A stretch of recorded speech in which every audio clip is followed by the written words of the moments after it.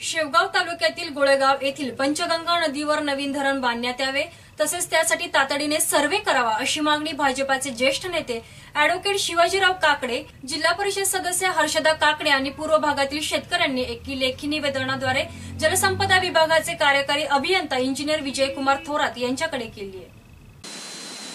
शेवगाव तालुक्यातल्या गोळेगाव इथल्या पंचगंगा नदीवर नवीन धरण बांधण्यात यावं आणि त्यासाठी तातडीने सर्व्हे करावा अशी मागणी भाजपचे ज्येष्ठ नेते अॅडव्होकेट शिवाजीराव काकडे, जिल्हा परिषद सदस्य हर्षदा काकडे आणि पूर्व भागातील शेतकऱ्यांनी लेखी निवेदनाद्वारे जलसंपदा विभागाचे कार्यकारी अभियंता विजयकुमार थोरात यांच्याकडे केली आहे। नगरमधल्या जलसंपदा विभागाच्या कार्यालयात गुरुवार दिनांक 29 सप्टेंबर रोजी सायंकाळी 5 वाजता शेवगाव तालुक्याच्या पूर्व भागातील शेतकऱ्यांसह त्यांनी हे निवेदन थोरात यांना दिलं आहे। या ठिकाणी नवीन धरण बांधल्यास सुमारे 8 ते 10 TMC पर्यंत पाणीसाठा होऊन शेवगाव तालुक्याच्या दुष्काळी आणि पूर्व भागातील गोळेगाव, राणेगाव, शिंगोरी, शेकटे, लाडजळगाव, बोधेगाव, बालमटाकळी, आदोडी, शोभानगर आदी 25 गावांना या गावांचा सिंचनाचा आणि पिण्याच्या पाण्याचा प्रश्न मिटू शकतो। तसंच या परिसरातल्या वन्य संपदेचं संगोपन आणि संवर्धन होऊ शकतं असा दावा या भागातल्या शेतकऱ्यांनी केलाय।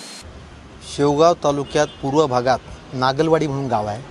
ह्या नागलवाडीजवळ पाताळगंगा नदीचा उगम आहे। तिला काशी या नावाने देखील संबोधलं जातं।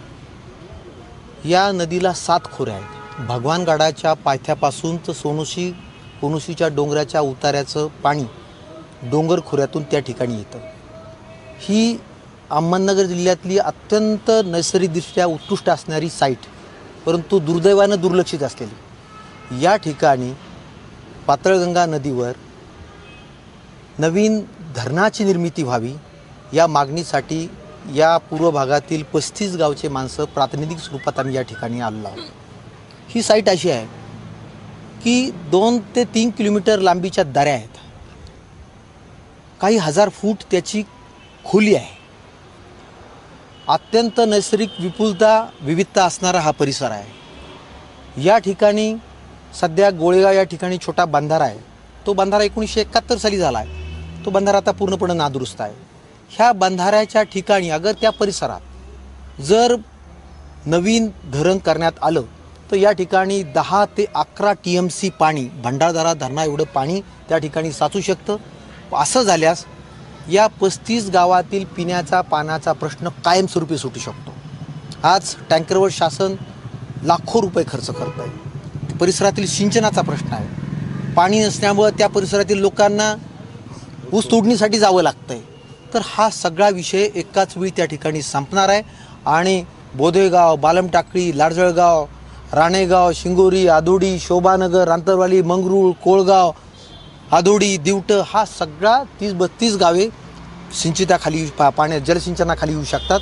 त्यामुळे या ठिकाणी जलसिंचन व्हावं, धरणाची निर्मिती व्हावी या मागणीसाठी आम्ही या परिसरातील लोक आलो आहोत। शेवगाव तालुक्याचा पूर्व भाग हा कायमस्वरूपी दुष्काळी म्हणून ओळखला जातो। या ठिकाणी शासनाच्या कुठल्याही प्रकारच्या सिंचन सुविधा उपलब्ध नाहीत।